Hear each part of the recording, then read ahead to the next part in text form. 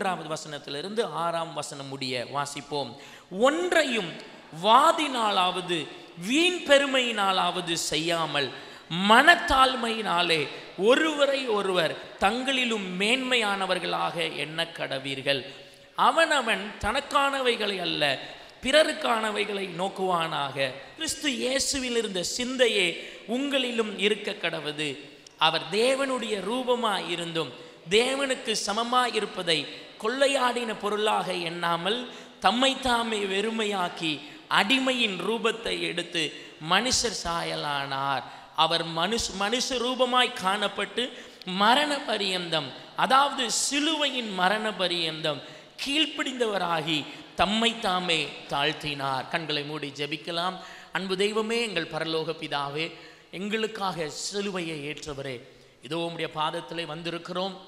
உம்மை நோக்கி பார்க்கிற முகங்கள் எல்லாம் பிரகாசம் அடையும். உம்மை நோக்கி பார்க்கிறவர்களுக்கெல்லாம் நன்மை உண்டு. உம்மை நோக்கி பார்க்கிறவர்களுக்கெல்லாம் விடுதலை உண்டு. எங்களோடு பேசுவீராக. இரக்கம் காட்டுங்க. இயேசுவின் நாமத்தில் ஜெபிக்கிறோம் நல்ல பிதாவே, ஆமென். ஹல்லேலூயா. நான் வாசித்த வசனத்தை நான் உங்களுக்கு மறுபடியுமாக வாசிக்கிறேன். ஸ்தோத்திரம். பிலிப்பியர் 2வது அதிகாரம் 7வது வசனம் மற்றும் 8வது வசனம். தம்மை தாமே வெறுமையாக்கி அடிமையின் ரூபம் எடுத்து மனுஷர் சாயலானார். அவர் மனுஷ ரூபமாய் காணப்பட்டு மரண பரியந்தம், அதாவது சிலுவையின் மரண பரியந்தம் கீழ்ப்படிந்தவராகி தம்மை தாமே தாழ்த்தினார். கர்த்தருடைய நாமம் மகிமைப்படுவதாக. நம்முடைய தேவனாகிய கர்த்தருடைய ஒரு குணம், ஒரு வகை, நம் தேவனை எப்படி புரிந்து கொள்ள வேண்டும். கர்த்தராகிய இயேசு கிறிஸ்து இந்த பூமியில் இருந்த நாட்களில் அவர் தன்னை வெறுமையாக்கினார். சிலுவையிலே அறையப்படுவதற்கு தன்னை ஒப்பு கொடுத்தார்.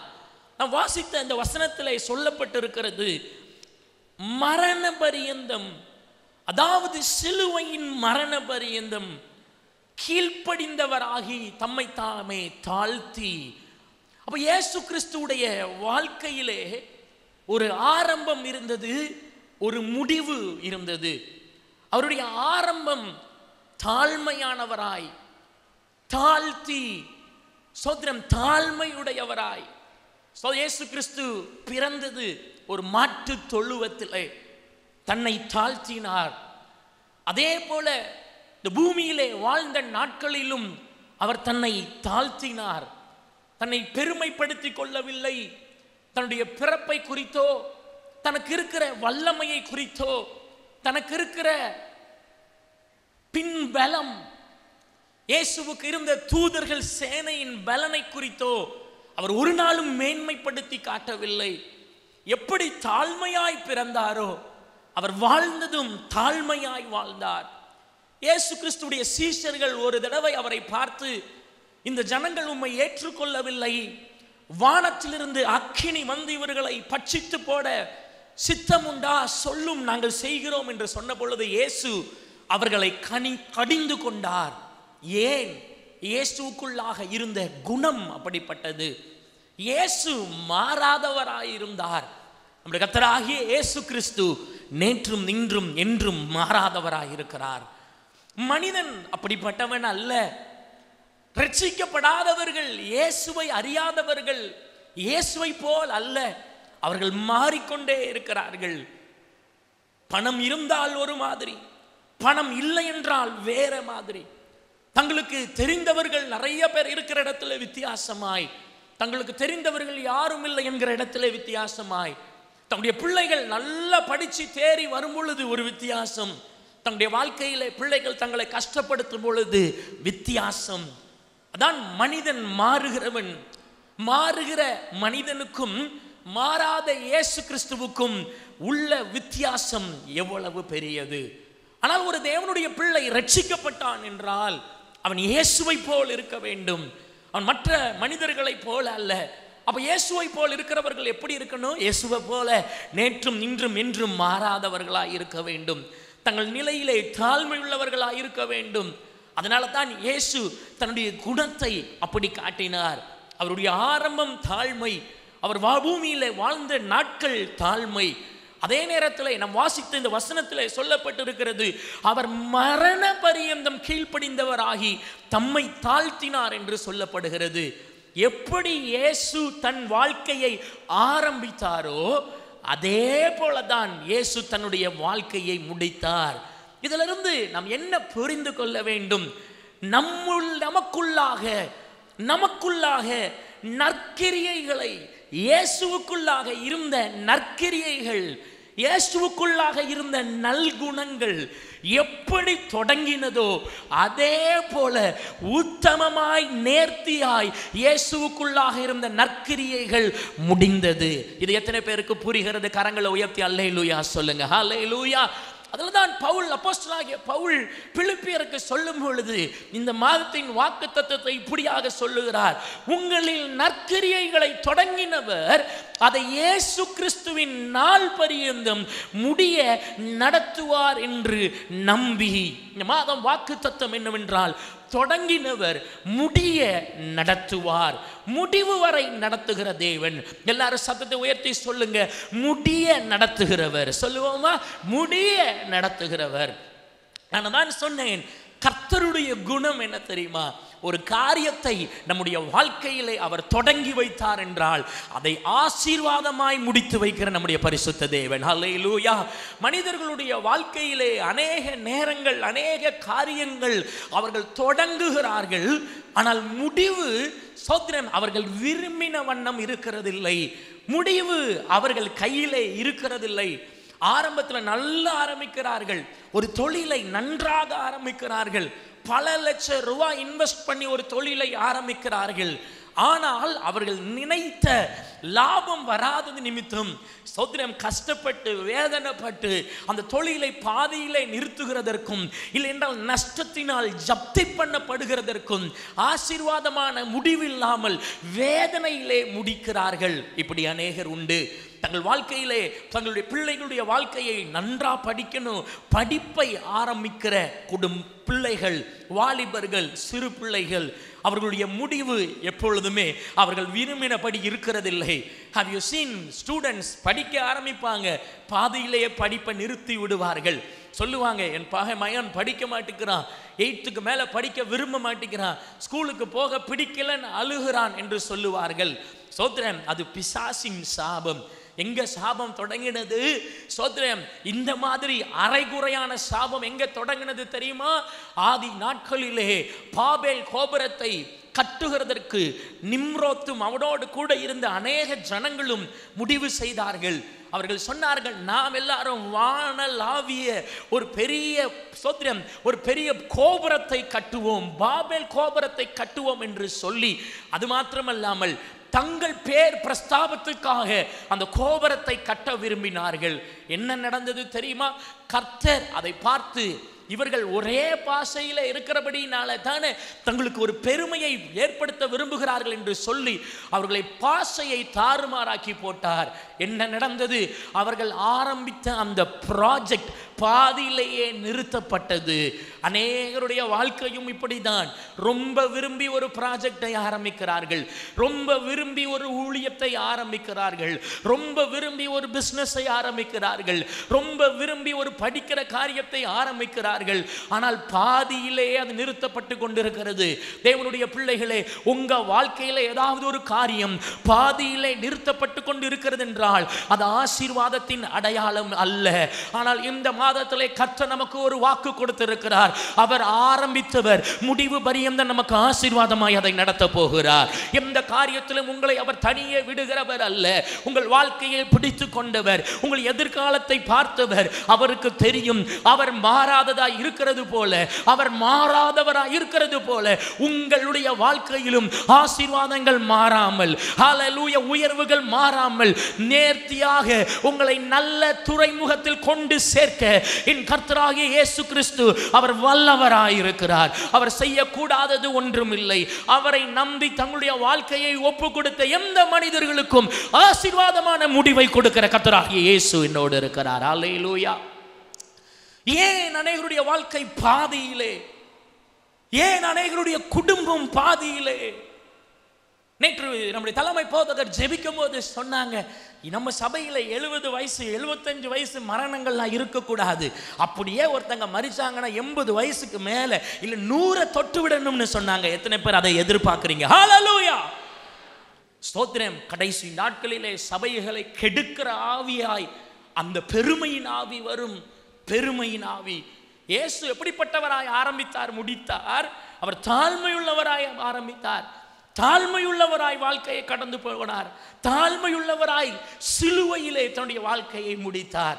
தேவனுடைய பிள்ளைகளை, உங்கள் வாழ்க்கையிலே தொடங்கி நடந்து கொண்டு சென்று கொண்டிருக்கிற சம்பவங்கள் எவை?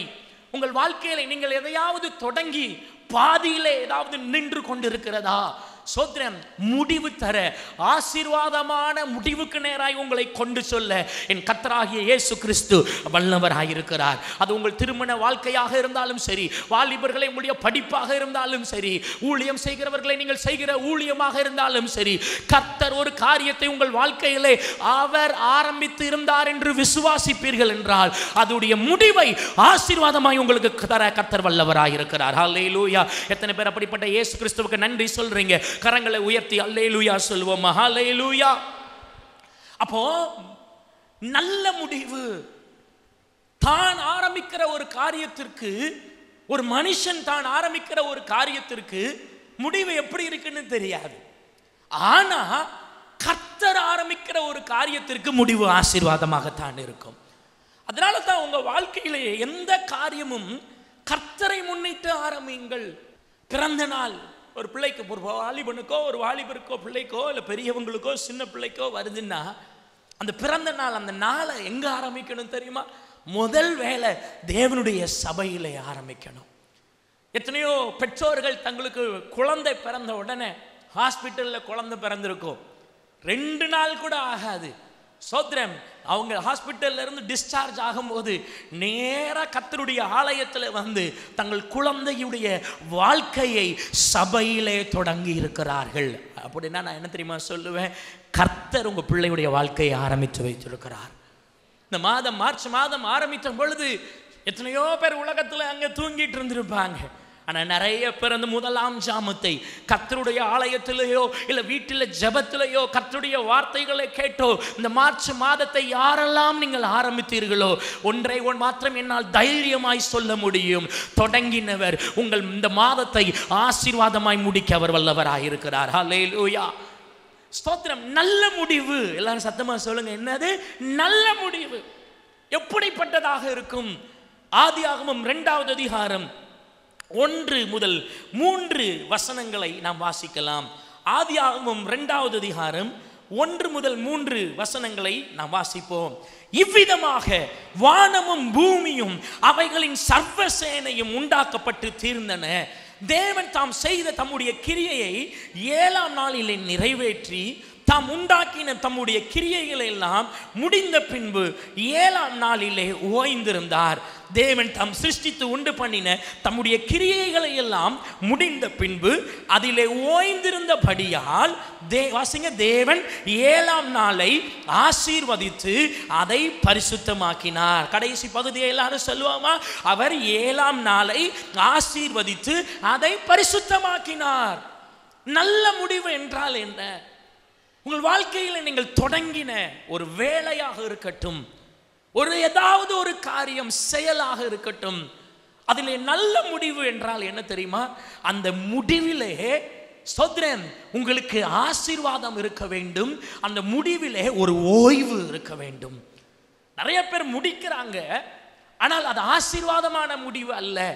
இதுக்கு மேலே என்னால் முடியலை, இதற்கு மேலே என்னால் ப்ரொசீட் பண்ண முடியலை அப்படின்னு ஸ்தோத்திரம் கவலையிலே முடிக்கிறவர்கள், வேதனையிலே முடிக்கிறவர்கள், இதுக்கு மேலே என்னால் செய்ய முடியலை, இதற்கு மேலே என்னால் இன்வெஸ்ட் பண்ண முடியலை, இதற்கு மேலே படிக்கிறதற்கு எனக்கு அறிவில்லை என்று தோல்வியிலே முடிக்கிறது முடிவல்ல.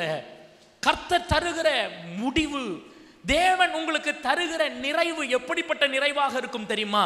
அது ஒரு ஆசீர்வாதமான நிறைவாக இருக்கும். நீங்கள் போய்கொண்டிருக்கிற பாதை, நீங்கள் கடந்து கொண்டிருக்கிற அந்த நிலை, சோத்திரம் எதை நீங்கள் கஷ்டப்பட்டு செய்து கொண்டிருக்கிறீர்களோ, எந்த ஒரு வேலையை, எந்த ஒரு துவக்கத்தை நீங்கள் கஷ்டப்பட்டு செய்து கொண்டிருக்கிறீர்களோ அந்த துவக்கம், அந்த வேலையின் முடிவு அது ஆசீர்வாதமாய் இருக்கும்படி தேவன் உங்களுக்கு அருள் செய்வாராக. ஹல்லேலூயா. அது ஆசீர்வாதம். இந்த இதை செய்தீர்களே, அதனுடைய முடிவு என்ன? அது முடிவு ஆசீர்வாதம். இந்த நிலத்தை நட்டினீர்களே, சோத்திரம், இந்த விவசாயத்தை செய்தீங்களே, இந்த நாட்கள், இந்த மாதத்திலே உங்களுக்கு அதோடைய அறுவடை எப்படி இருந்தது? ஆசீர்வாதமா இருந்தது. உங்க பிள்ளை இந்த 12th எழுதினாங்களே, அதோடைய முடிவு எப்படி இருந்தது? ஆசீர்வாதமா இருந்தது. உங்க பிள்ளை இந்த காலேஜ் படிக்கிறாங்களே, அதோடைய முடிவு எப்படி இருக்கிறது? ஆசீர்வாதமா இருக்கிறது. திருமண காரியங்கள் ஆரம்பிச்சீங்களே, கல்யாணம் நல்லபடியா முடிஞ்சுதா? ஆசீர்வாதமாய் முடிந்தது. அல்லேலூயா சொல்லுங்க. அல்லேலூயா. தேவன் தருகிற முடிவு ஆசீர்வாதமான முடிவாக இருக்கும். அது பரிசுத்தமான முடிவாக இருக்கும். அது இளைப்பாறுகிற முடிவாக இருக்கும். இளைப்பாறுதல் இல்லாத முடிவு நல்ல முடிவு இல்லை. எல்லாரும் சொல்லுங்க, என்னது? இளைப்பாறுதல் இல்லாத முடிவு நல்ல முடிவு இல்லை. ஒரு நாளை ஆரம்பிக்கிறீங்க, அந்த மாலை நீங்கள் வீட்டுக்கு வந்து இரவு தூங்க போகும் பொழுது ஒரு இளைப்பாறுதல் உங்களுக்கு இருக்கணும். அதுதான் ஆசீர்வாதமான முடிவு. வேதத்திலே சொல்லப்பட்டு இருக்கிறது. எபிரேயர் 4வது அதிகாரம் 10வது வசனம் இப்படியாக சொல்லுகிறது, கவனித்து பாருங்கள். எபிரேயர் 4:10, ஏனெனில் அவருடைய இளைப்பாறுதலில் பிரவேசித்தவன் தேவன் தம்முடைய கிரியைகளை முடித்து ஓய்ந்திருந்தது போல தானும் தன் கிரியைகளை முடித்து ஓய்ந்திருப்பான். பரலோகத்துக்கு போறவங்களுடைய அடையாளம் சொல்லுகிறது அவருடைய இளைப்பாறுதலிலே பிரவேசிக்கிறவர்கள். நான் எப்படி யோசிக்கிறேன்னா, ஒவ்வொரு நைட்டு இரவு தூங்கும் பொழுதும் நம் கர்த்தர் கொடுக்கிற ஒரு இளைப்பாறுதலின் நிலைக்கு போகணும். அது புரியலைன்னா பிசாசு கொடுக்கிற கனவு தான் வரும். அது புரியலைன்னா தூக்கத்தில் டிஸ்டர்பன்ஸ் வரும். அது புரியலைன்னா சோத்திரம், இயேசு கொடுக்கிற இளைப்பாறுதல்லாம் என்னன்னு தெரியாதவங்களுக்கு ஐயோ தூக்கம் வரலையேன்னு தூக்க மாத்திரை சாப்பிடுற நிலை வரணும். நீங்க எப்படி வயசுப்பட்ட வயதில் இருக்கிறவர்களாக இருந்தாலும், உங்களுக்கு எந்த இந்த குறைவுகள், பிளட் சுகர் லோவோ ஹையோ, பிரஷர் அதிகமோ கம்மியோ, நீங்க இரவு முடிக்கும் பொழுது கர்த்தருடைய இளைப்பாறுதலிலே தூங்க விரும்பினீங்கன்னா கர்த்தர் அந்த பரிசுத்த பிரசனத்துக்குள்ளாக உங்களை வைக்க முடியும். எத்தனை ஊழியக்காரங்க அப்படி இருந்திருக்கிறாங்க தெரியுமா? நம்ம நினைப்போம் சின்ன வயசுல நல்லா தூங்குனேன்னு, வயசாக ஆக நோய் வர வர ப்ரெஷர் கூடுது இல்லை குறையுது, எனக்கு இருக்கிற வேதனை கஷ்டம் தூங்க விடாம பண்ணுது. அப்படி இல்லை. நம்முடைய தேவனாகிய கர்த்தர் இளைப்பாறுதல் தருகிறவர். நம்முடைய ஆவியானவர் இளைப்பாறுதல் தருகிறவர். இளைப்பாறுதலை பிரவேசிக்கிறவன், அதாவது சோதரன் பரலோகத்துக்குள்ளாக பிரவேசிக்கிறவன். எப்படி இயேசு கிறிஸ்து ஓய்ந்திருந்தாரோ தன்னுடைய வேலைகளை எல்லாம் முடித்து, அதே போல நாமும் ஓய்ந்திருக்கத்தக்கதாய் தன் கிரியைகளை முடித்து ஓய்ந்திருப்பான். அப்போ ஒரு நல்ல முடிவு என்றால் என்ன? வாழ்க்கையில ஒரு சில காரியங்கள் I don't know how to end. இந்த வேலையை விட்டு இன்னொரு வேலைக்கு நான் போகணும், எப்படின்னு எனக்கு தெரியல. அந்த முதல் வேலையை முடிக்கிறீங்க பாருங்க, அது ஓய்ந்திருக்கிற முடிவா இருக்கணும். அது ஆசீர்வாதத்தின் முடிவா இருக்கணும். சண்டை போட்டு முடிக்கிற முடிவா இருக்கக்கூடாது. எத்தனை பேருக்கு புரியுது? ஆமென், ஹல்லேலூயா, ஸ்தோத்திரம். நல்ல முடிவுன்னா அதுல ஒரு ஓய்வு, ஒரு கம்ஃபர்ட், ஒரு நிம்மதி. நஷ்டப்பட்டு வருகிறது நல்ல முடிவு அல்ல. ஸ்தோத்திரம். வேதனையோடு உன்னை விட்டுட்டு வர்றது நல்ல முடிவு அல்ல. ஒரு வீட்டை விற்கிறீங்க, ஏதோ ஒரு காரியத்தை கொடுக்குறீங்கன்னா அதை விற்றதுனால உங்களுக்கு லாபத்தினால் சந்தோஷமும் ஒரு ஓய்வும் ஒரு நிம்மதியும் இருந்ததென்றால் அதுதான் கர்த்தர் செய்த செயல். ஹல்லேலூயா. அப்போ நீங்க யோசிக்க, அப்போ ஏன் சந்தோஷம் இல்லாத ஒரு முடிவு வந்துருச்சே பாஸ்டர் இந்த விஷயத்துல அப்படின்னா, ஆரம்பித்தது கர்த்தராய் இருந்தாரா அப்படின்னு கேள்வி வரும். ஒரு காரியத்தை கர்த்தர் உங்களுக்கு ஆரம்பித்திருந்தால், ஒருவேளை நீங்கள் லட்சிக்கப்படுவதற்கு முன்பாக உங்களுக்கு திருமணம் முடிந்திருந்தால், தயவு செய்து ஒரு நேரம் உங்கள் கணவன் கையவோ உங்கள் மனைவி கையவோ பிடித்து கொண்டு முழங்கால் படியிட்டு கர்த்தரிடத்தில் புது உடன்படிக்கை மறுபடியும் நீங்கள் செய்ய வேண்டும். செய்தில்லாமல் இருந்தீங்கன்னா நீங்கள் தயவு செய்து செய்யுங்க. உங்கள் வாழ்க்கையை இயேசு தொடங்கினது போல இருக்கட்டும். ஹல்லேலூயா. உங்கள் பிள்ளைகள், அதனால தான் பிள்ளைகளை நாம் பிரதிஷ்டை செய்கிறோம். குழந்தை ஞான ஸ்நானம் சபையிலே கிடையாது. குழந்தை ஞான ஸ்நானம் சோத்திரம் அது தப்பு. அது இயேசு சொல்லலை, அது பைபிளில் அடையாளம் கிடையாது. ஒரு நல்ல தெளிவான முடிவு எடுக்கக்கூடிய ஒரு நிலை, ஒரு டீன் வயது, இல்லை வாலிப வயது, எனக்கு இது சரி இது தவறு, இயேசுனா யாரு, உலகம்னா என்ன, பாவம்னா என்னன்னு தெரிஞ்சதுக்கு அப்புறம்தான் ஒரு மனிதன் ஸ்தோத்திரம் ஒரு பிள்ளையோ ஒரு வாலிபனோ ஞானஸ்நானம் எடுக்க வேண்டும். அதற்கு முன்பாக எடுத்த எந்த ஒரு ஞானஸ்நானங்களும் அது செல்லாது, பரலோகத்துக்கு போக முடியாது. அப்போ ஸ்தோத்திரம் ஒரு சின்ன பிள்ளையை குழந்தையை நாம் ஞானஸ்நானம் கொடுக்கிறது இல்லை, நாம் அவர்களை பிரதிஷ்டை செய்கிறோம். அப்போ பெற்றோர்கள் குழந்தைகளை சபைக்கு மேடையில் கொண்டு வருகிறார்கள். பாஸ்டர் அவர்களை ஆசீர்வதித்து கர்த்தருடைய நாமத்திலே அந்த குழந்தைகளை பிரதிஷ்டை செய்கிறார்கள். இது நம்முடைய சபையிலே நடக்கும், நீங்கள் பார்த்திருப்பீர்கள். அப்போ என்ன அர்த்தம், அந்த குழந்தையுடைய வாழ்க்கை ஆரம்பிக்கிறது பிரதிஷ்டையிலே ஆரம்பிக்கிறது. ஒரு சில நேரத்தில் நீங்கள் லேட்டாக ரசிக்கப்பட்டிருப்பீங்க, உங்கள் பிள்ளைகள் பெரியவர்களாய் வளர்ந்திருப்பார்கள், உங்களுக்கு பிரதிஷ்டைனா என்னன்னு தெரியாமல் இருந்திருக்கலாம். ஞானஸ்நானத்திற்கு முன்பாக இருக்கக்கூடிய பிள்ளைகளை குறித்து சொல்லுகிறேன். அப்படி பிரதிஷ்டை செய்யப்படாத பிள்ளைகள் இருப்பார்கள் என்றால் அவர்களை நீங்கள் கர்த்தருக்குள்ளாய் பிரதிஷ்டை செய்ய வேண்டும். ஏன், உங்கள் பிள்ளைகளுடைய ஆரம்பம் கர்த்தருக்குள்ளாய் இருக்க வேண்டும். ஏன் சபையிலே திருமணம் நடக்கிறது? திருமணம் சபையிலே ஏன் நடக்கிறது தெரியுமா? திருமணத்தை நடத்தி வைக்கிறவர் தேவனாகிய கர்த்தர் என்கிறதற்கு அடையாளமாய் அவர்தான் மனிதர்களை இணைக்கிறார். அப்போ கர்த்தருடைய ஆலயத்தில் தேவனுடைய சமூகத்தில் கர்த்தரால் துவங்கி வைக்கப்பட்ட எல்லாம் அது ஒரு ஆசீர்வாதமான முடிவுக்கு நேராக தான் கடந்து செல்லும். நீங்கள் ஜெபிக்கணும், ஆண்டவரே இந்த விஷயத்தை நான் செய்ய ஆரம்பிச்சிருக்கிறேன், இந்த பிஸ்னஸை நான் செய்ய ஆரம்பிச்சிருக்கிறேன், அல்லேலூயா ஸ்தோத்திரம், இந்த வேலையை நான் செய்ய ஆரம்பிச்சிருக்கிறேன், ஒரு காரியத்தை நான் செய்யணும்னு ஒரு கவர்மெண்ட்ல பெர்மிஷன் எழுதி கேட்டிருக்கிறேன், அந்த காரியத்தை நான் ஓய்ந்திருக்கும்படியாக நிம்மதியாக இருக்கும்படியாக ஆசீர்வதியும் என்று எத்தனை பேர் நீங்கள் ஜெபம் பண்ணுங்க. அல்லேலூயா. தேவன் அதை செய்தார். தேவனாகிய கர்த்தர் எல்லாவற்றையும் அவரே தொடங்கினார்.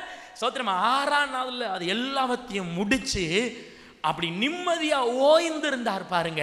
அதுக்கப்புறம் 7ஆவது நாள் மனதார ஆசீர்வதித்தார். உங்கள் வாழ்க்கையிலே நீங்கள் கர்த்தருக்காக எவைகளை எல்லாம் ஆரம்பித்தீர்களோ அதை நீங்கள் செய்து முடிக்கும் பொழுது ஒரு விசேஷ ஆசீர்வாதம் வரும். இது வேற பாயிண்ட். புரிஞ்சவங்க அல்லேலூயா சொல்லுங்க. அல்லேலூயா. முடிவே ஆசீர்வாதம் தான், முடிச்சாலும் ஆசீர்வாதம் தான். பக்கத்தில் உங்களை பார்த்து சொல்லுங்க, என்ன சொல்லணும்?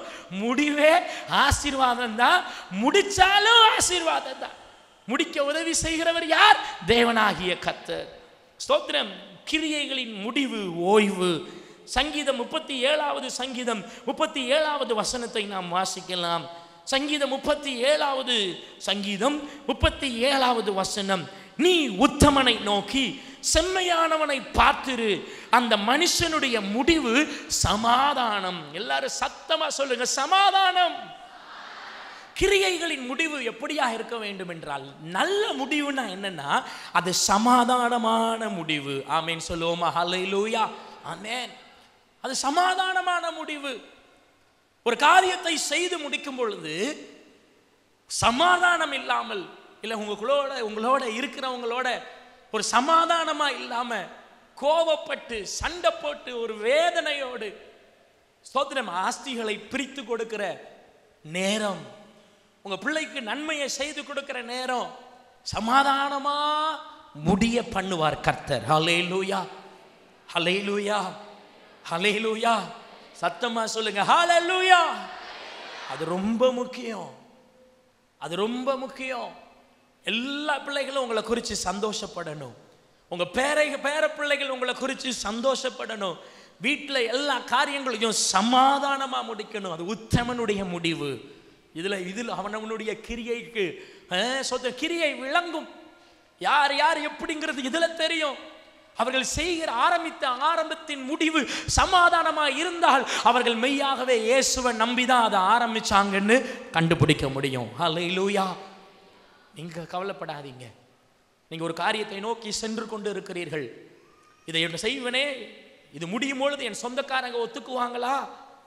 இந்த காரியத்தை நான் செய்யும் பொழுது, என்னுடைய பிள்ளைக்கு திருமணத்தை செய்து வைக்கும் பொழுது என் சொந்தக்காரங்க ஒத்துக்கொள்ளுவார்களா என்று உங்கள் மனது பதறி கொண்டிருந்தால், நீங்கள் கர்த்தருக்குள்ளே ஒரு காரியத்தை ஆரம்பித்திருப்பீர்கள் என்றால் அதனுடைய முடிவு சமாதானமாயிருக்கும். கரங்களை உயர்த்தி அல்லேலூயா சொல்லுங்க. அல்லேலூயா. சமாதானமான முடிவு. மற்றவங்களோட சண்டையோடு அல்ல. ஒருவனுடைய வழி கர்த்தருக்கு பிரியமாக இருந்தால் அவனுடைய சத்துருக்கள் கூட அவனோடு சமாதானம் பண்ணும்படியாக கர்த்தர் செய்வார். ஹல்லேலூயா. சமாதானம் பண்ணுகிறவர்கள் பாக்கியவான்கள், அவர்கள் தேவனுடைய புத்திரர்கள் எனப்படுவார்கள். ஸ்தோத்திரம். உங்க மருமகளோட சமாதானமா இருங்க. உங்க மாமியாரோட மாமனாரோட சமாதானமா இருங்க. அப்போ முடிவு எப்படி? சமாதானமான முடிவு. கிடைக்கிற நன்மைகளுடைய முடிவு எப்படி? சமாதானமான முடிவு. நீங்க ஒரு ப்ராஜெக்டை செய்யறீங்க, முடிவு சமாதானமான முடிவு. எல்லாவற்றையும் தாண்டி பரலோக ராஜ்யத்துக்கு கர்த்தர் உங்களை அழைக்கிற அந்த முடிவும் சமாதானமான முடிவாக இருக்கும். ஹல்லேலூயா. 60 வயசு தாண்ட வயசானவங்க எப்படி தெரியுமா? சின்ன, அவங்க யோசிக்க தெரியாது, அவங்களால அவ்வளவுதான் முடியும், அவங்க புரிஞ்சு கொள்ள மாட்டாங்க. ஸ்தோத்திரம். அவர்களுடைய அறிவு ரொம்ப செயல்படாது. அதை ஏளனமா நினைக்காதீங்க, அதை குறைத்து நினைக்காதீங்க. நீங்க ரொம்ப பெரிய அறிவாளி என்று நினைத்து அவர்களை கஷ்டப்படுத்தாதீங்க. உங்க வீட்டில் வயதானவர்கள் இருப்பார்கள் என்றால் தயவு செய்து அவர்கள் வாழ்க்கையை சமாதானமா வையுங்க. உங்க முடிவு சமாதானமா இருக்கும். என் கர்த்தர் நீதி உள்ள நியாயாதிபதியா இருக்கிறார். இந்த சபையில் நிறைய பெரியவங்க உண்டு. அவர்கள் தங்களுடைய பாட்டிமார்கள், அப்பாமார்கள், அம்மாமார்கள் அப்படி கவனிப்பாங்க. ஸ்தோத்திரம். 70-80 வயது தாண்டினவர்கள் அப்படி கவனிப்பாங்க. ஹல்லேலூயா. சரி, யோவான் 17வது அதிகாரம் 4வது வசனத்தை வாசிப்போமா? இப்போதான் நான் பிரசங்கத்தோட இன்ட்ரோடக்ஷன்ல இருக்கிறேன். ஸ்தோத்திரம். யோவான் 17வது அதிகாரம் 4வது வசனம் வாசிங்க. பூமியிலே நான் உம்மை மகிமைப்படுத்தினேன், நான் செய்யும்படி நீர் எனக்கு நியமித்த கிரியையை செய்து முடித்தேன். இயேசு எப்படிப்பட்டவர்? அவர் சொல்லுகிறார், சாட்சியா சொல்லுகிறார், பிதாவாகிய தெய்வமே, நீர் எனக்கு நியமித்த கிரியையை, நான் என்னெல்லாம் செய்யணும் நீங்க நியமிச்சிங்களோ அதையெல்லாம் நான் செய்து முடித்தேன் என்று இயேசு சொல்லுகிறார். அப்ப முடிவின் ஆசீர்வாதம் என்ன தெரியுமா? இயேசு அந்த வசனத்தில் ஸ்டார்டிங்ல ஆரம்பத்தில் சொல்லுகிறது போல, பூமியிலே நான் உம்மை மகிமைப்படுத்தினேன். எல்லாரும் சொல்லுங்க, பூமியிலே நான் உம்மை மகிமைப்படுத்தினேன். What is a good ending? ஒரு நல்ல முடிவு என்றால் என்ன? எந்த முடிவிலே தேவனாகிய கர்த்தர் மகிமைப்பட்டிருக்கிறாரோ அது ஒரு நல்ல முடிவு. ஹல்லேலூயா. எத்தனை பேர் அதை விரும்புறீங்க? என் வாழ்க்கையிலே ஒரு காரியம் நடந்துச்சுன்னா அதுல இயேசு மகிமைப்படணும்னு சொல்றவங்க ஹல்லேலூயா சொல்லுங்க. ஹல்லேலூயா. உங்க வீட்டில் பிரதிஷ்டை நடந்துச்சுன்னா சத்தமா சொல்லுங்க, இயேசு மகிமைப்படணும். சரியா?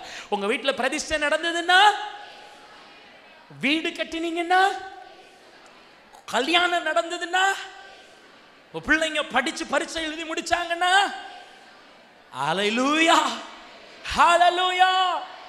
இயேசு மகிமைப்படணும்னா ஆரம்பம் இயேசு செஞ்சிருக்கணும். இயேசு உங்களுக்கு துவங்கி இருக்கிற கிறிஸ்து இயேசு உங்களுடைய வாழ்க்கையில் துவங்கின எந்த காரியத்தின் முடிவு இயேசு கிறிஸ்து முடித்து வைச்சார் என்றால் நீங்க எப்படி கண்டுபிடிக்கலாம்? நல்ல முடிவு, இந்த காரியம் நடந்திருக்குது, ரொம்ப சந்தோஷம், நல்ல முடிவு என்று நீங்க எப்போ தீர்மானிக்கலாம் தெரியுமா? அந்த முடிவிலே உங்க நாமத்தை விட கர்த்தராகிய இயேசு கிறிஸ்துவின் நாமம் மகிமைப்பட்டிருக்கணும். ஹல்லேலூயா. இயேசு அதான் சொன்னார், பிதாவே நீர் செய்ய சொன்ன கிரியைகளை நான் செய்து முடித்தேன், உடைய நாமத்தை நான் மகிமைப்படுத்தினேன். அப்ப முடியாம நின்று கொண்டிருக்கிற காரியங்கள், இந்த காரியத்தை நான் தொடங்கிவிட்டேன் ஆனால் முடியாம நிக்குது, இழுத்துட்டே போகுதுங்கிற காரியம் உங்க வாழ்க்கையில் ஏதாவது இருந்தா நீங்க இன்னைக்கு ஜெபம் பண்ணுங்க. ஆண்டவரே, அந்த முடிவில் நீர் மகிமைப்படும்படியாக எனக்கு அந்த முடிவை செய்து கொடுங்க. ஹல்லேலூயா. அதை செய்து கொடுங்க, நீங்க செஞ்சு கொடுக்கணும். இந்த விஷயத்தை நான் உண்மை நம்பி, இந்த ப்ராஜெக்ட், இந்த காரியம் இயேசுவை நம்பி நான் ஆரம்பிச்சேன், ஆனா இப்போ ஏதோ தடங்கள் போல இருக்கிறது, தடைப்பட்டு நிற்கிறது, என்ன செய்யன்னு எனக்கு தெரியல. அப்ப நீங்க போய் சொல்லுங்க, இயேசுவே இதை நீங்க முடிச்சு கொடுத்தீங்கன்னா உங்க நாம மகிமைப்படணும்னு சொல்லி தீர்மானம் எடுங்க, பொருத்தனை பண்ணுங்க. கர்த்தர் அதை நேர்த்தியாய் முடித்து கொடுப்பார். ஹல்லேலூயா. அவ நல்ல முடிவு கர்த்தருக்கு மகிமையை உண்டாக்குகிறது. சகரியா 4வது அதிகாரம் 9வது வசனம், 1094வது பக்கத்தை எடுத்துக்கொள்ளுங்கள். செருபாபேலின் கைகள் இந்த ஆலயத்துக்கு அஸ்திபாரம் போட்டது, அவன் கைகளே இதை முடித்து தீர்க்கும், அதனால் சேனைகளின் கர்த்தர் என்னை உங்களிடத்திற்கு அனுப்பினார் என்று அறிவாய். சோத்திரம். இந்த செருபாபேல் என்கிற நெகேமியா, கவனிங்க, இந்த 2வது ஆலயம், முதல் ஆலயத்தை சாலமோன் கட்டின ஆலயத்தை பாபிலோனியர்கள் உடைச்சு போட்டாங்க. அப்ப 2வது ஆலயம் கட்டப்பட்டது. அந்த 2வது ஆலயம் தான் இயேசுவின் காலத்தில் இருந்தது. கவனிங்க, 2வது ஆலயம், அதாவது நம்ம இஸ்ரவேலில் இருக்கக்கூடிய அந்த ஆலயம், முதல் ஆலயத்தை கட்டினது சாலமோன், 2வது ஆலயம் கட்டப்பட்டது, அதில் தான் இயேசு வாழ்ந்தார். அதையும் ரோமர்கள் இடித்து போட்டாங்க. இனி 3வது ஆலயம் கட்டப்படும். அந்த நேரத்தில் தான் அந்தி கிறிஸ்து வெளிப்படுவான். சோதரம், அந்த இரண்டாவது ஆலயத்தை கட்டினது யார் என்றால் செருபாபேல் என்கிறவன். சோதரம், ஒரு ஆசாரியன் என்கிற ஒரு ஆசாரியர். அந்த நேரத்தில் நெகேமியா இருந்தார். நெகேமியா அலங்கத்தை கட்டினார். செருபாபேல் ஆலயத்தை கட்டினான் இரண்டாவது தடவை. அப்ப வசனம் சொல்லுகிறது, செருபாபேலின் கைகள் இந்த ஆலயத்துக்கு அஸ்திபாரம் போட்டது. இந்த வேலையை செருபாபேலினுடைய கைகள் ஆரம்பித்து வைத்தது. அவன் கைகளே இதை முடிச்சு தீர்க்கும். ஸ்தோத்திரம். அப்போ அந்த அஸ்திபாரம் போட்ட கைதான் அந்த வேலையை முடிக்கணும். இதான் உண்மையான ஆசீர்வாதம். நீங்க ஒரு காரியத்தை தொடங்கி இருந்தீர்கள் என்றால் முடியாமல் இன்னொருத்தங்க கையில கொடுத்துட்டு போகிற நிலை கர்த்தர் உங்க வாழ்க்கையிலே வரவிட மாட்டார். ஹல்லேலூயா. சோத்ரம், நான் தான் தொடங்கினேன், நான் தான் முடிப்பேன். எல்லாரும் சொல்லுங்க, நான் தான் தொடங்கினேன், நான் தான் ஆசீர்வாதமாய் முடிப்பேன். நீங்க ஆரம்பிச்சதை நீங்க தான் முடிக்கணும். யாருக்காக சொல்லுகிறேன் என்று எனக்கு தெரியவில்லை. அது உங்களுக்கு வேலைப்படுகிற தீர்க்கதரிசன வார்த்தையாக கூட இருக்கலாம். நீங்க உங்க காரியத்தை உங்க வீட்டிலேயோ கட்டடத்திலேயோ நீங்கள் ஆரம்பித்து வைத்து இருந்தீர்கள் என்றால், ஒரு ஊழியத்தை நீங்க ஆரம்பிச்சீங்கன்னா அதை சும்மா யாருக்கோ டிரான்ஸ்ஃபர் பண்ணிட்டு போகாதீங்க. உங்க கையே அதை செய்து முடிக்க கர்த்தர் உங்களுக்கு கிருபை செய்வார். கரங்களை உயர்த்தி அல்லேலூயா சொல்லுங்க. ஹல்லேலூயா. அந்த வசனம் இது ஒரு ஆசீர்வாதமாய் சொல்லப்படுகிறது. என்ன ஆசீர்வாதம்? செருபாபேலுடைய கைகள் தான் அஸ்திபாரம் போட்டது. அதே போல் செருபாபேலின் கைகள் தான் முடிக்கும். அப்ப இந்த நல்ல முடிவு என்ன காட்டுச்சுன்னா, வசனம் சொல்லுகிறது, அதனால் சேனைகளின் கர்த்தர் என்னை உங்களிடத்திற்கு அனுப்பினார் என்று அறிவாய். அப்படின்னா என்ன அர்த்தம் தெரியுமா? ஒரு வேலை தொடங்கி முடிந்து அது நல்ல முடிவாய் இருக்கும் என்றால் அந்த முடிவிலே கர்த்தர் உங்களோடு இருக்கிறார் என்று எல்லாரும் தெரிஞ்சு கொள்ளுவாங்க. புரிஞ்சவங்க கரங்களை உயர்த்தி அல்லேலூயா சொல்லுங்க. ஹல்லேலூயா. செருபாபேல் ஆரம்பித்தான், செருபாபேலே முடிப்பான் என்றால் தேவன் தான் என்னை அனுப்பினார் என்று நீங்கள் தெரிந்து கொள்வீர்கள். அப்படின்னு நீங்கள் அப்படி ஒரு வசனம் வருதுன்னா, உங்க வாழ்க்கையில எதெல்லாம் தொடங்குகிறதோ அது முடிவு வரும் பொழுது தேவனுடைய நாமம் மகிமைப்படுறது மாத்திரம் அல்லாம கர்த்தர் உங்களோடு கூட இருக்கிறார் என்று உங்களை சுற்றி இருக்கிறவர்கள் தெரிந்து கொள்வாங்க. உங்க உறவினர்கள் தெரிந்து கொள்ளணும், உங்களை நகைத்தவர்கள் தெரிந்து கொள்ளணும், சம்பலாத்து தோபியா போன்றவர்கள் தெரிந்து கொள்ளணும். நீங்கள் ஒரு காரியத்தை செய்து முடிக்கும் பொழுது கர்த்தர் இவளோடு இருக்கிறார், கர்த்தர் இவனுடைய ஜெபத்தை கேட்டிருக்கிறார், இந்த குடும்பத்தோடு இயேசு இருக்கிறார் என்கிற முடிவை அறிந்து கொள்ள வேண்டும். ஹல்லேலூயா, ஹல்லேலூயா. உங்கள் பிள்ளைகளுடைய காரியம், உங்க பிள்ளைகளுடைய எதிர்காலம், உங்க பேர பிள்ளைகளுடைய எதிர்காலம் என்ன தெரியுமா? கர்த்தர் அவருடைய ஜெபத்தை கேட்டார். இங்க எத்தனை தாத்தா பாட்டி இருக்கிறீங்க? கேட்டுட்டு இருந்தீங்கன்னா கரங்களை அசைச்சு காட்டுங்களேன். அல்லேலூயா. தாத்தா பாட்டி இங்க இருந்தீங்கன்னா உங்க பேர பிள்ளைகளுடைய முடிவை பார்த்து, அவங்க ஆசீர்வாதத்தை பார்த்து, அவங்களுடைய நல்ல நிலையை பார்த்து உங்களோடு கர்த்தர் இருந்தார் என்கிற சாட்சி உலகத்துக்கும் உங்க உறவினர்கள் மத்தியிலும் தெரிய வேண்டும். கரங்களை உயர்த்தி அல்லேலூயா சொல்லுங்க. அல்லேலூயா. நல்ல முடிவு என்றால் என்ன தெரியுமா? கர்த்தருடைய நாமம் மகிமைப்படுகிறது மாத்திரம் அல்லாமல் நமக்கும் ஒரு சந்தோஷம். கர்த்தர் இவனோடு கூட இருந்தார். இன்னொரு வசனத்தை நான் வாசிக்கிறேன். ஸ்தோத்திரம். 2 நாளாகமும் 31வது அதிகாரம் 6 முதல் 8வது வசனம் வரைக்கும் நாம் வாசிக்கலாம். 580வது பக்கம் பழைய பாட்டிலே 2 நாளாகமும் 31 6 to 8 வாசிங்க. யூதாவின் பட்டணங்களில் குடியிருந்த இஸ்ரவேல் புத்திரரும் யூதா புத்திரரும் மாடுகளிலும், வாசிக்கிறீங்களா, ஆடுகளிலும் தசமபாகத்தையும் தங்கள் தேவனாகிய கர்த்தருக்கு பரிசுத்தம் பண்ணப்பட்டவைகளில் தசமபாகத்தையும் கொண்டு வந்து குவியல் குவியலாக வைத்தார்கள். இப்போ வாசிங்க. 3ஆம் மாதத்தில் குவியல் செய்ய தொடங்கி 7ஆம் மாதத்தில் முடித்தார்கள். ஆமென். ஹல்லேலூயா சொல்லுங்க. அல்லேலூயா. எத்தனை பேர் குவியல் செய்ய விரும்புகிறீர்கள்? ஆமென் சொன்னீங்கன்னா நீங்க செய்வீங்க. ஆமென். இவங்க குவிச்சது கல்ல இல்ல, பொன்னையும் வெள்ளியையும் தசம பாகத்தையும் குவியல் குவியலா குவிச்சாங்க.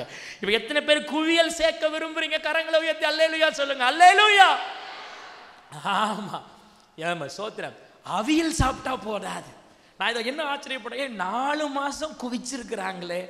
உங்க ஆசீர்வாதம் அவ்வளவு பெரிய ஆசீர்வாதமா இருக்கணும். ஹல்லேலூயா.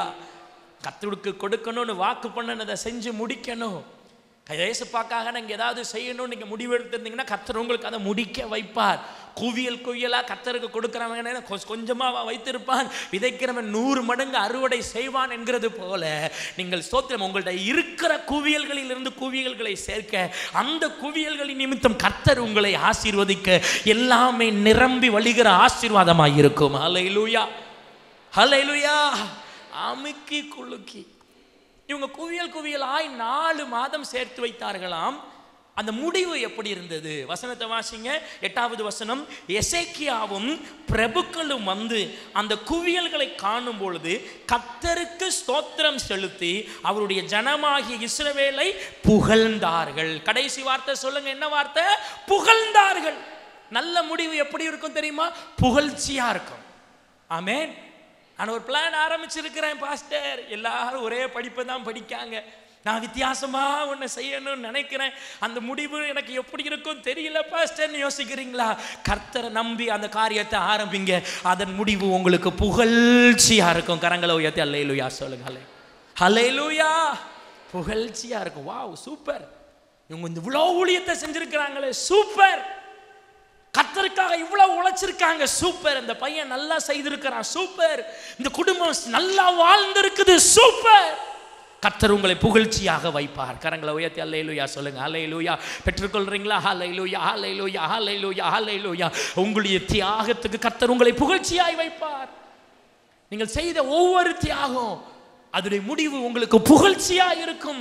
நீங்கள் செய்கிற நன்மைகளுடைய முடிவு புகழ்ச்சியா இருக்கும். அவங்க அண்டர்ஸ்டாண்ட் பண்ணல, நான் செய்கிறதை அவங்க சோத்திரம் பரியாசம் பண்ணுகிறார்கள். கவலைப்படாதீங்க, உங்களுக்கான உங்கள் தியாகத்திற்கான புகழ்ச்சி வந்து கொண்டு இருக்கிறது. அது கர்த்தர் செய்வார். ஸ்தோத்திரம். அப்போ இந்த பாதையுடைய முடிவை குறித்து நான் இவ்வளவு நேரம் சொன்னேன். பாதையுடைய முடிவு எப்படி இருக்கும்? 5 காரியங்களை சொல்லுங்க. 1, அது சோத்திரம் ஓய்ந்திருக்கிறது. சோத்திரம், அது ஓய்ந்து ரெஸ்ட் எடுக்கிறது போல இருக்கும். 2வது, அதோடைய முடிவு எப்படி இருக்கும்? சமாதானமாக இருக்கும். 3வது, நல்ல முடிவுனா என்ன? அது கர்த்தருக்கு மகிமை உண்டாகிற முடிவாக இருக்கும். 4வது, தேவன் நம்மோடு இருக்கிறார் என்கிறதை எல்லாரும் தெரிந்து கொள்ளுகிற ஒரு முடிவாக இருக்கும். 5வது, நல்ல முடிவு என்றால் என்ன? அது புகழ்ச்சியாக இருக்கும். கரங்களை உயர்த்தி அல்லேலூயா சொல்லுவோம். அல்லேலூயா. சரி, இந்த ஓட்டம், இந்த விஷயத்தை ஸ்டார்ட் பண்ணிட்டேன், அதோடைய முடிவு இதெல்லாம் நல்லா இருக்கும்னு சொல்லிட்டீங்க. எப்போ நல்லா இருக்கும்? கர்த்தர் தான் ஆரம்பிச்சார். ஆனால் நான் எப்படி இருந்தாலும் இந்த முடிவு ஆசீர்வாதமாக இருக்குமா? கவனிங்க, தேவன் ஆரம்பிச்சிருக்கிறார், கர்த்தர் ஆரம்பிச்சிருக்கிறார்.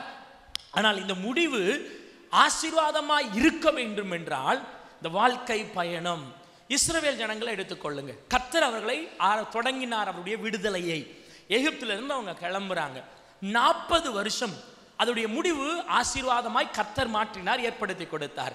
இந்த 40 வருஷம் தான் அவங்களுடைய பிரயாணம். நீங்கள் ஒரு விஷயத்தை ஆரம்பிச்சிட்டீங்க, அது 5 வருஷமோ 2 நாளோ 5 மாதமோ இல்லை 50 வருஷமோ, அதோடைய முடிவு எவ்வளவு தூரமாக இருந்தாலும் நீங்கள் இந்த கேப்பில் நீங்கள் உங்களுடைய பிரயாணத்திலே நீங்கள் காக்க வேண்டிய 5 காரியங்களை வேகமாய் சொல்லி நம்ம ஜெபிக்க போகிறோம். 1, 2 தீமோத்தேயு 4வது அதிகாரம் 7வது வசனத்தை நாம் எடுத்துக்கொள்ளலாம். வேகமாக எடுத்துக்கொள்ளலாம். நான் ரொம்ப சீக்கிரமாக 5 நிமிடத்திற்குள்ளாக நான் முடிப்பேன். 2 தீமோத்தேயு 4வது அதிகாரம் 7வது வசனம் வாசிங்க. நல்ல போராட்டத்தை போராடினேன், ஓட்டத்தை முடித்தேன், விசுவாசத்தை காத்துக்கொண்டேன். முதலாவது எதை காத்துக்கொள்ள வேண்டும்? நல்ல முடிவுக்கு உங்கள் வாழ்க்கையிலே விசுவாசத்தை காத்துக்கொள்ள வேண்டும். எல்லாரும் சொல்லுங்க, எதை காத்துக்கொள்ளணும்? நல்ல முடிவுக்கு எதை காத்துக்கொள்ளணும்? நல்ல ரிசல்ட்டுக்கு எதை காத்துக்கொள்ளணும்? விசுவாசத்தை காத்துக்கொள்ள வேண்டும். அப்போஸ்தலர் 20வது அதிகாரம் 24வது வசனத்தை திருப்பிக் கொள்ளலாம். 193வது பக்கம் 24வது வசனம். ஆகிலும் அவைகளில் ஒன்றை குறித்தும் கவலைப்படேன், என் பிராணனையும் நான் அருமையாக எண்ணேன், என் ஓட்டத்தை சந்தோஷத்தோடு முடிக்கவும் தேவனுடைய கிருபையின் சுவிசேஷத்தை பிரசங்கம் பண்ணும்படி நான் கர்த்தராகிய இயேசு கிறிஸ்துவிட்ட பெற்ற ஊழியத்தை நிறைவேற்றவே விரும்புகிறேன். 2வது, ஆசீர்வாதமான முடிவு உங்க வாழ்க்கையில வேணும்னு நினைச்சீங்கன்னா நீங்க முதல்ல காப்பாற்ற வேண்டியது விசுவாசத்தை காத்துக்கொள்ள வேண்டும். 2வது, சந்தோஷத்தை காத்துக்கொள்ள வேண்டும். எல்லாரும் சொல்லுங்க, 2வது எதை காத்துக்கொள்ளணும்? முதலாவது எதை காத்துக்கொள்ளணும்? இரண்டாவது எதை காத்துக்கொள்ளணும்? சந்தோஷத்தை காத்துக்கொள்ளணும். கலாத்தியர் 3வது அதிகாரம், வேகமா வசனத்தை எடுங்க, நம்ம ஜெபிக்கலாம், வாசித்து ஜெபிக்கலாம். கலாத்தியர் 3வது அதிகாரம் 3வது வசனம், ஆவியிலே ஆரம்பம் பண்ணின நீங்கள் இப்பொழுது மாம்சத்திலே முடிய போகிறீர்களோ, நீங்கள் இத்தனை புத்தியினரா? ஒருவன் ஆவியிலே ஆரம்பித்து, ஒருவன் நல்லா ஜெபித்து, ஹல்லேலூயா, பரிசுத்த ஆவியானுடைய பலத்தோட ஆரம்பித்து தன்னுடைய சொந்த மாம்சத்திலே அதை முடிவு செய்தால் அர்த்தம் என்ன தெரியுமா? ஆரம்பிக்கும் போது நல்லா ஜெபம் பண்ணி ஆரம்பிச்சிருப்பாங்க. முடிவில் ஏதோ ஒரு மனுஷனுடைய உதவியை கேட்டு, சொந்தக்காரங்க உதவியை கேட்டு, கர்த்தரை விட்டு கொடுத்து, ஞாயிற்றுக்கிழமை தான் அதை செய்யணும் அறிவெல்லாம் யூஸ் பண்ணி மாம்சத்திலே முடிக்கிறவர்களுடைய முடிவு ஆசீர்வாதமாய் இருக்காது. அதனால் அந்த வசனம் சொல்லுகிறது, மறுபடியும் வாசிக்கிறேன், 3:3, ஆவியிலே ஆரம்பம் பண்ணின நீங்கள் இப்பொழுது மாம்சத்தினாலே முடிவு பெற போகிறீர்களோ, நீங்கள் இத்தனை புத்தியினரோ. அப்ப மூன்றாவது எதை காத்துக்கொள்ள வேண்டும் என்றால் பரிசுத்த ஆவியை காத்துக்கொள்ள வேண்டும். எல்லாரும் சொல்லுங்க, எதை காத்துக்கொள்ளணும்? பரிசுத்த ஆவியை காத்துக்கொண்டு, முதலாவது விசுவாசத்தை, இரண்டாவது சந்தோஷத்தை, மூன்றாவது பரிசுத்த ஆவியை. எபேசியர் 6வது அதிகாரம் 13வது வசனம் இப்படியாக சொல்லுகிறது, நான் வாசிக்கிறேன். எபேசியர் 6:13 வாசிப்போமா இணைந்து? ஆகையால் தீங்கு நாளில் அவைகளை நீங்கள் எதிர்க்கவும் சகலத்தையும் செய்து முடித்தவர்களாய் நிற்கவும் திராணி உள்ளவர்களாகும்படி தேவனுடைய சர்வாயுத வர்க்கத்தை எடுத்துக்கொள்ளுங்கள். நீங்கள் அந்த வசனத்துக்கு அப்புறம் பார்த்தீங்கன்னா உங்கள் பைபிளில் 14வது வசனத்தில் சர்வாயுத வர்க்கங்கள் சத்தியம் என்னும் கச்சை, நீதி என்னும் மார்க்கவசம், ஆயத்தம் என்னும் பாதரட்சை, விசுவாசம் என்னும் கேடகம், இரட்சணியம் என்னும் தலசீரா, தேவ வசனமாகிய ஆவியின் பட்டயம், இது எல்லாம் இருக்கிறது சர்வாயுத வர்க்கங்கள். 4வது நீங்க என்ன செய்யணும்னா உங்க வாழ்க்கை பாதையிலே சர்வாயுத வர்க்கங்களை தரித்து கொண்டு, எல்லாரும் சொல்லுங்க, என்னது? சர்வாயுத வர்க்கங்களை தரித்து கொண்டு. அப்படின்னா அந்த சொன்னப்பட்ட அந்த சத்தியத்தை, நீதியை, ஆயத்தம், இதெல்லாம் வீட்டில் போய் வாசிச்சு பாருங்க அந்த வசனத்தை. கடைசி எபிரேயர் 12வது அதிகாரம் 1வது வசனத்தை நாம் வாசிக்கலாம். எபிரேயர் 12வது ஸ்தோத்திரம் அதிகாரம் 1வது வசனம் எடுத்தாங்க, வாசிப்போமா? ஆகையால் மேகம் போன்ற இத்தனை திரளான சாட்சிகள் நம்மை சூழ்ந்து கொண்டிருக்க பாரமான யாவற்றையும் நம்மை சுற்றி நெருங்கி இருக்கிற பாவத்தையும் தள்ளிவிட்டு விசுவாசத்தையும் தொடக்குகிறவரும் முடிக்கிறவருமா இருக்கிற இயேசுவை நோக்கி நமக்கு நியமித்திருக்கிற ஓட்டத்தில் பொறுமையோடே ஓட கடவோம். எல்லாரும் சொல்லுங்க, எதை எப்படி ஓடணுமா? அப்ப 5வது எதை காத்து கொள்ளணும்? பொறுமையை காத்துக்கொள்ளணும். அந்த 5 காரியங்களை இப்போ வேகமா சொல்லுங்க. முதலாவது என்ன? விசுவாசத்தை காத்துக்கொள்ளணும், சந்தோஷத்தை காத்துக்கொள்ளணும், பரிசுத்த ஆவியை காத்துக்கொள்ளணும், சர்வாயுத வர்க்கங்களை தரித்து கொண்டு, காத்துக்கொண்டுன்னு சொல்லுங்க, தரித்து கொண்டு. 5வது என்ன? பொறுமையை காத்துக்கொண்டு. இந்த 5 காரியம் வேகமா படிங்க, உங்களுக்கு இன்னைக்கு பரீட்சை. இதெல்லாம் காத்துக்கொண்டு இருந்தா நம்மளுடைய முடிவு ஆசீர்வாதமான முடிவா இருக்கும். ஹல்லேலூயா. நீங்கள் ஒரு ஒர்க்கை ஸ்டார்ட் பண்ணிட்டீங்க, ஒரு லைஃப்பை ஸ்டார்ட் பண்ணிட்டீங்க, உங்கள் விசுவாசத்தை காத்துக்கொள்ளுங்க. விசுவாசம் இல்லாமல் பாதியில் ஐயோ இது என்ன நடக்குமோ தெரியலையே, என்னமா முடியுமா தெரியல, நான் நஷ்டப்பட்டுருவேனோ, அப்படி யோசிக்காதீங்க. விசுவாசத்தை காத்துக்கொள்ளுங்க. 2வது, நீங்கள் அதை செஞ்சுட்டு இருக்கும்போது நல்லா சந்தோஷமாக இருங்க. உங்கள் வீட்டுக்குள்ளே சந்தோஷம் இல்லைன்னா நீங்களும் சரி, உங்கள் கணவனும் உங்கள் மனைவி 2 பேருமே சண்டை போட்டுகிட்டே இருந்தீங்கன்னா சர்ச்சுக்கு கூட வர தோணாது. கணவனுக்கும் மனைவிக்கும் சண்டைனா முதல்ல அவங்க போகாத இடம் என்னது? சர்ச்சுக்கு தான் போக மாட்டாங்க, ஆனால் நல்லா சாப்பிட மட்டும் செய்வாங்க. அப்போ சந்தோஷம் ரொம்ப முக்கியம் உங்கள் லைஃப்பில். ஒரு பிஸ்னஸ் ஆரம்பிச்சிட்டிங்கன்னா நீங்கள் சோர்வாக சமாதானம் இல்லாமல் இருந்தீங்கன்னா பிசாசுக்கு அது ரொம்ப சந்தோஷமாக இருக்கும். பிசாசை நீங்கள் வெட்கப்படுத்தணுன்னா நீங்கள் சந்தோஷத்தை காத்துக்கொள்ளுங்க. உங்கள் பக்கத்தில் உங்கள் ஹஸ்பண்ட் இருந்தால் மட்டும், உங்கள் பக்கத்தில் உங்கள் மனைவி இருந்தால் மட்டும். மற்றவங்களாம் வீட்டுக்கு போய் உங்கள் கணவனை பார்த்து அவங்கள இப்போ பார்த்து சொல்லுங்கள், தயவு செய்து சந்தோஷத்தை காத்துக்கொள்ளுங்கள். அப்படி சொல்லுங்கள், தயவு செய்து சந்தோஷத்தை காத்துக்கொள்ளுங்கள். சந்தோஷத்தை காத்துக்கொள்ளுங்க. காத்துக்கொள்ளணும்னா என்ன அர்த்தம்? அது திடீர்னு போகவும் செய்யலாம். பிசாசு எப்போனாலும் உங்கள் சந்தோஷத்தை கெடுக்க நினைக்கலாம். ஒரு ஊழியக்காரங்க, ஒரு பாஸ்டர் இருக்கிறாங்கன்னு வச்சுக்கோங்க, வீட்டில் சண்டையோடு வந்து சர்ச்சில் வந்து ஆராதிக்க முடியுமா? பிரசங்கம் பண்ண முடியுமா? ஊழியம் செய்ய முடியுமா? சோதரம், நாங்கள் அப்படி ஊழியம் செய்யணும்னா எங்கள் வீட்டில் நாங்கள் எவ்வளவு சந்தோஷத்தையும் சமாதானத்தையும் நாங்கள் காத்துக்கொள்ளணும். நான் என்ன இதே தான் சொல்கிறேன், உங்கள் ஒவ்வொரு வீடும் நீங்கள் கர்த்தருக்கு உண்மையாய் ஊழியம் பண்ணுகிற அளவுக்கு உங்கள் வீட்டில் சந்தோஷத்தை பாதுகாத்து கொள்ள வேண்டும். அல்லேலூயா சொல்லுங்கள், அல்லேலூயா. நீங்கள் வீட்டில் சண்டைனா திங்கக்கிழமை ஆண்டவரை ஆராதிக்க மாட்டீங்க, ஜெபம் பண்ண மாட்டீங்க, ஆண்டவருக்கு முன்னாடி சந்தோஷமாக இருக்க மாட்டீங்க. புதன்கிழமை வீட்டில் சண்டைனா வியாழக்கிழமை இயேசுட்ட வந்து சந்தோஷமாக உங்களால் வர முடியாது. அப்போ கர்த்தரை நீங்கள் அதில் நெக்லெக்ட் பண்ணுவீங்க. ஸோ அதுக்கு என்ன செய்யணும்? உங்க பெருமையை விட்டு கொடுக்கலாம்.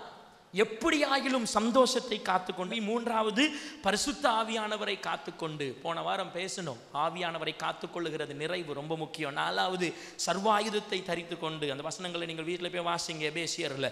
அடுத்தது கடைசியாக பொறுமையை காத்துக்கொண்டு. எல்லாரும் சொல்லுங்க, எதை? பொறுமை. கொஞ்சம் அப்படியே ஸ்லோவா நீங்கள் ஆரம்பினதை மெல்ல மெல்ல பொறுமையாக, ரொம்ப எதிர்பார்க்காம, இஸ்ரவேல் ஜனங்களை மாதிரி முறுமுறுக்காம, இன்னைக்கே நாளைக்கே நான் இந்த பிஸ்னஸ் ஆரம்பிச்சிட்டேன், நாளைக்கே பணம் கொட்டணும்னு நினைச்சிங்கன்னா சோத்திரம், பணம் கொட்டாது. இப்போதைக்கு உங்களுக்கு பணம் கொட்டாது. ஆனால் பொறுமையாக காத்து கொண்டு இருங்க. கர்த்தர் அழைத்தவர், நம்முடைய வாழ்க்கையை ஆரம்பித்து வைத்தவர், அல்பாவும் ஒமேகாவுமாய் இருக்கிறவர், மரண பரியந்தம் நம்மை ஆசீர்வாதமாய் வழி நடத்துவார். ஹல்லேலூயா, ஹல்லேலூயா. எல்லாரும் தேவனுடைய சமூகத்தில் எழும்பி நிற்போமா? எல்லாரும் தேவனுடைய சமூகத்தில் எழும்பி நின்று அல்ல கரங்களை தட்டி கர்த்தருக்கு மகிமை செலுத்தி நீங்க சொல்லணும், என் வாழ்க்கையில் ஆரம்பித்து வைத்தவர். ஹல்லேலூயா. நன்மையான முடிவு எந்த காரியமாக இருந்தாலும், நீங்க ஜெபித்தது எந்த காரியமாக இருந்தாலும், நீங்க கடந்து சென்று கொண்டிருக்கிற பாதை எந்த காரியமாக இருந்தாலும், கர்த்தர் உங்களை வழி நடத்துவார். கர்த்தர் உங்களை கொண்டு சேர்ப்பார். நல்ல துறைமுகத்துக்கு கர்த்தர் உங்களை கொண்டு சேர்ப்பார். உங்களுடைய முடிவு ஆசீர்வாதமா இருக்கும். அவர் கூட இருக்கிறார். ஹல்லேலூயா, ஹல்லேலூயா, ஹல்லே. எல்லாரும் கரங்களை தட்டி கர்த்தருக்கு மகிமை செலுத்துவோமா? ஹல்லேலூயா, ஹல்லேலூயா, ஹல்லேலூயா, ஹல்லேலூயா, ஹல்லேலூயா, ஹல்லேலூயா, ஹல்லேலூயா, ஹல்லேலூயா, ஹல்லேலூயா, ஹல்லேலூயா. சோத்ரம் சோத்ரம் சோத்ரம் சோத்ரம் சோத்ரம் சோத்ரம் சோத்ரம் சோத்ரம் சோத்ரம் சோத்ரம் சோத்ரம் சோத்ரம் சோத்ரம் சோத்ரம் சோத்ரம் சோத்ரம் சோத்ரம். எல்லாரும் கர்த்தருக்கு மகிமை செலுத்துங்க. எல்லாரும் கர்த்தருக்கு நன்றி செலுத்துங்க. ஹல்லேலூயா, ஹல்லேலூயா, ஹல்லேலூயா, ஹல்லேலூயா, ஹல்லேலூயா, ஹல்லேலூயா. சோத்ரம் சோத்ரம் சோத்ரம் சோத்ரம் சோத்ரம் சோத்ரம் சோத்ரம் சோத்ரம். ஹல்லேலூயா. எங்களோடு கூட நீர் வரணும். நீர் எங்களுக்கு நல்ல முடிவை கொடுக்கணும். எங்கள் முடிவு ஆசீர்வாதமாக இருக்கணும். ஹல்லேலூயா. அதோடைய ஆரம்பத்தை காட்டிலும் அதோடைய முடிவு மேன்மையாக இருக்கும். அற்பமான ஆரம்பத்தை யார் அசட்டை பண்ணக்கூடும்? மகனே, உன் வாழ்க்கை அற்பமாய் ஆரம்பித்திருந்தாலும், குறைவோடு ஆரம்பித்திருக்கிறாளோ, நீ இயேசுவை நம்பி உன் வாழ்க்கையை ஆரம்பித்தபடியினால் உன் முடிவு சமாதானமாக இருக்கும். உன் முடிவு கர்த்தருக்கு மகிமை உண்டாக்கும். உன் முடிவு உனக்கு புகழ்ச்சியா இருக்கும். இந்த வார்த்தையை நீங்க பெற்றுக்கொள்ளுங்க. உங்க வாழ்க்கையின் முடிவு உங்களுக்கு புகழ்ச்சியா இருக்கும். ஹல்லேலூயா, ஹல்லேலூயா, ஹல்லேலூயா. இயேசுவின் ரத்தம் ஜெயம், இயேசுவின் ரத்தம் ஜெயம். இளம் வயது மரணம் கிடையாது. இளம் வயது தோல்வி கிடையாது. இங்க இருக்கிற ஒருவர் கூட என் வாழ்க்கையில் நான் தோற்றுவிட்டேன் என்கிற முடிவு கர்த்தர் உங்களுக்கு கொடுக்க மாட்டார். தோற்றது போல இருக்கலாம், இழந்தது போல இருக்கலாம், ஆனால் முடிவோ ஆசீர்வாதமாக இருக்கும். முடிவோ சம்பூரணமாக இருக்கும். முடிவோ மேன்மையா இருக்கும். எல்லாரும் கேளுங்க, ஆண்டவரே நன்மையான முடிவை எனக்கு தாரும், ஆசீர்வாதமான முடிவை எனக்கு தாரும். நாம் எப்படியாவது அது வரைக்கும் விசுவாசத்தை காத்துக்கொள்ளணும். ஹல்லேலூயா. எப்படியாவது அது வரைக்கும் நான் என் சந்தோஷத்தை காத்துக்கொள்ளணும். அது வரைக்கும் நான் பரிசுத்த ஆவியை காத்துக்கொள்ளணும். அது வரைக்கும் நான் சர்வாயுத வர்க்கத்தை நான் தரித்து கொள்ளணும். நான் பொறுமையை காத்துக்கொள்ளணும். கேளுங்க, நான் பொறுமையை காத்துக்கொள்ளணும். என் குடும்பத்தில் நான் பொறுமையை காத்துக்கொள்ளணும். கணவன் கேளுங்க, மனைவிமார்கள் கேளுங்க, என் வாயில நான் முறுமுறுக்காதபடிக்கு, கர்த்தருக்கு பிரியமில்லாததை என் குடும்பத்தில் நான் பேசாதபடிக்கு, என் கணவனிடத்தில் கர்த்தருக்கு பிரியமில்லாததை பேசாதபடிக்கு, ஹல்லேலூயா, நான் பொறுமையை காத்துக்கொள்ளணும்னு கர்த்தரிடத்தில் கேளுங்க. கர்த்தரிடத்தில் கேளு மகனே, நீ கர்த்தரிடத்தை கேள். நீங்க கேளுங்க, பொறுமையா உங்களுக்கு தருவார். அப்போ அதனுடைய முடிவு சமாதானமா இருக்கும். அப்போ அதனுடைய முடிவு ஆசீர்வாதமா இருக்கும். ஹல்லேலூயா, ஹல்லேலூயா, ஹல்லேலூயா, ஹல்லேலூயா, ஹல்லேலூயா, ஹல்லேலூயா, ஹல்லேலூயா, ஹல்லேலூயா, ஹல்லேலூயா, ஹல்லேலூயா, ஹல்லேலூயா, ஹல்லேலூயா, ஹல்லேலூயா, ஹல்லேலூயா, ஹல்லேலூயா, ஹல்லேலூயா. எல்லாரும் கரங்களை தட்டி ஆமென், ஆமென், ஆமென், ஆமென், ஆமென். ஹல்லேலூயா, ஹல்லேலூயா, ஹல்லேலூயா, ஹல்லேலூயா, ஹல்லேலூயா, ஹல்லேலூயா, ஹல்லேலூயா, ஹல்லேலூயா, ஹல்லேலூயா, ஹல்லேலூயா, ஹல்லேலூயா, ஹல்லேலூயா, ஹல்லேலூயா. கூடுமே, எல்லாம் கூடுமே, இயேசு என்னோடு இருப்பதால். கூடுமே, எல்லாம் கூடுமே, இயேசு என்னோடு இருப்பதால். கூடுமே, எல்லாம் கூடுமே, இயேசு என்னோடு இருப்பதால். சொல்லுவோமா? கூடுமே, எல்லாம் கூடுமே, இயேசு என்னோடு இருப்பதால். சாத்தானின் தந்திரத்தை ஜெயித்திடுவேன், வார்த்தையின் வல்லமையால் ஜெயம் எடுப்பேன். சாத்தானின் தந்திரத்தை ஜெயித்திடுவேன், வார்த்தையின் வல்லமையால் ஜெயம் எடுப்பேன். புத்தி கெட்டாத தேவ பலன் தந்து வெற்றி வீரனாக நடத்திடுவார். புத்தி கெட்டாத தேவ பலன் தந்து வெற்றி வீரனாக நடத்திடுவார். கூடுமே, எல்லாம் கூடுமே, இயேசு என்னோடு இருப்பதால். சொல்லுங்க, கூடுமே, எல்லாம் கூடுமே, என் இயேசு என்னோடு இருப்பதால். கைதட்டி பாடுங்க ஹல்லேலூயா. நான் ஆரம்பித்த ஊழியத்தை நல்லா முடிக்கணும். நான் ஆரம்பித்த ஹல்லேலூயா திருமண வாழ்க்கையை ஆசீர்வாதமா முடிக்கணும். படிப்பை ஆசீர்வாதமா முடிக்கணும். என் பிசினஸ் ஆசீர்வாதமா முடிக்கணும். ஹல்லேலூயா ஹல்லேலூயா ஹல்லேலூயா. நீங்க கேட்ட சத்தியம் உங்க மனசுக்குள்ள போகட்டும். உங்க வாழ்க்கையில அது அபியாசமாக்கப்படட்டும். உங்க வாழ்க்கையில அது நிறைவேற்றப்படட்டும். இயேசுவின் நாமத்தில், இயேசுவின் நாமத்தில் ஜெபம் பண்ணுங்க. முடிவை எதிர்பார்க்காதீங்க. ஏதோ கூட்டம் முடியணும்னு நினைக்காதீங்க. உங்க வாழ்க்கை நல்லா முடியணும்னு நினைச்சு ஜெபம் பண்ணுங்க. ஏதோ கூட்டம் முடியணும், நான் வீட்டுக்கு போகணும் இல்ல, என் வாழ்க்கை நல்லா ஆசீர்வாதமா முடியணும், புகழ்ச்சியா முடியணும்னு ஜெபம் பண்ணுங்க. வாலிபனே வாலிபனே ஜெபம் பண்ணுங்க, ஜெபம் பண்ணுங்க. கண்களை மூடி இயேசுவே இயேசுவே இயேசுவே இயேசுவே, சாத்தானின் தந்திரத்தை நான் ஜெயிக்கக்கூடிய அளவுக்கு இயேசுவே கூட இருங்க. இயேசு கூட வருவார், எல்லாவித அற்புதம் செய்வார். இயேசு கூட வருவார், எல்லாவித அற்புதம் செய்வார். சொல்லுவோமா? இயேசு கூட வருவார், எல்லாவித அற்புதம் செய்வார். இயேசு கூட வருவார், எல்லாவித அற்புதம் செய்வார். ஹல்லேலூயா. இங்க இருக்கிற எத்தனை பேர் என் வாழ்க்கையின் முடிவு ஸ்தோத்திரம், நான் கர்த்தரை நம்பி நற்கிரியைகளை ஆரம்பிச்சிருக்கிறேன். அதாவது இயேசுவை நீங்க ஏற்றுக்கொண்டதே ஒரு நற்கிரியை, அவர்களுடைய விசுவாசத்தில் இருக்கிறது ஒரு நற்கிரியை.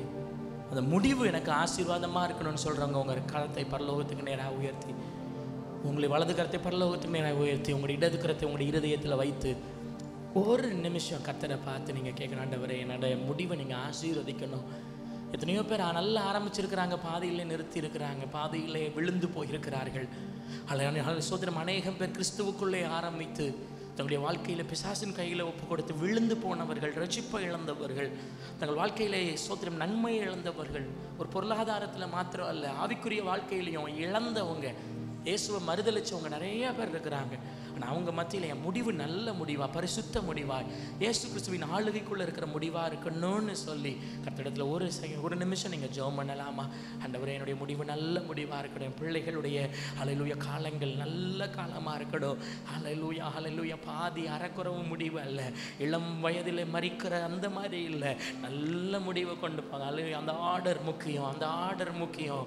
இயேசுவே இயேசுவே ஆசீர்வதிக்கிறவரே, எங்களை ஆசீர்வதிக்கிறவரே, எங்களை ஆசீர்வதிக்கிறவரே, எங்களை ஆசீர்வதிக்கிறவரே, ஆசீர்வாதமான முடிவை தாருங்கப்பா. ஹல்லேலூயா ஹல்லேலூயா ஹல்லேலூயா. பரலோக தெய்வமே, எங்கள் ராஜாதி ராஜாவே, உம்மை நன்றியோடு துதிக்கிறோம். இங்கே வந்திருக்கிற ஒவ்வொருவருக்காக நான் நன்றி செலுத்துகிறேன். கர்த்தருடைய சமூகத்தில் இவ்வளவு நேரம் இருந்து உம்மை ஆராதித்து உம்மை மகிமைப்படுத்தி உம்முடைய வார்த்தையாகிய மன்னாவை புசித்தார்களே, நீர் இவர்களை திருப்தி அடைய செய்தருளுவீராக. எப்படியாவது இவர்கள் எந்தெந்த காரியங்கள் எவைகளை சின்ன விஷயமா இருந்தாலும் உம்மை நம்பி ஆரம்பித்து வைத்திருப்பார்கள் என்றால் அதனுடைய முடிவு சமாதானமாகவும் கர்த்தருக்கு மகிமை உண்டாக்குகிறதாகவும் புகழ்ச்சியாக இருக்கிறதாகவும் இருக்கத்தக்கதாய் ஹல்லேலூயா ஸ்தோத்திரம் நல்ல முடிவை இவர்களுக்கு தருவீராக.